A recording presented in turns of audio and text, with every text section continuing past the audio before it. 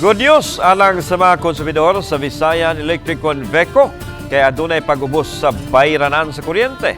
Kung pila o kano sa ipatuman atong sayran, pinaagi nining report. Gipaubsan sa Visayan Electric kon Veco ang bayranan sa kuryente alang sa December-January nga konsumo nga mukabat sa piso og 16 centavos per kilowatt-hour alang sa mga residential customers. Gikan sa 12.59 per kilowatt-hour sa niaging buwan, nahimo na lang kini karon nga 11.43 per kilowatt-hour nga mao kinagamyan karon tuiga. Magkadanginot og 232 pesos ang mga residential customer nga dunay 200 kilowatt-hour average consumption. Nisaka ang transmission charges, pero ubos gyud kayo ang generation charges.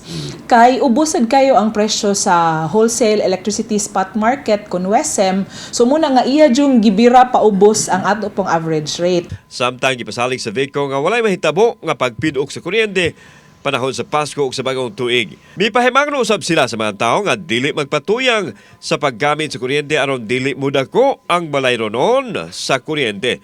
Labaw sa tanan mag-amping sa paggamit sa mga appliances aron malikay sa sunog. Mag-remind mi sa atong mga konsumidor nga bisan pa ubos atong rate magmatngon gihapon ta para inigabot sa atong bill pohon dili ta masyak. Kauban si Godfrey Relian, ako si Alan Domingo. Balitang Bisdak.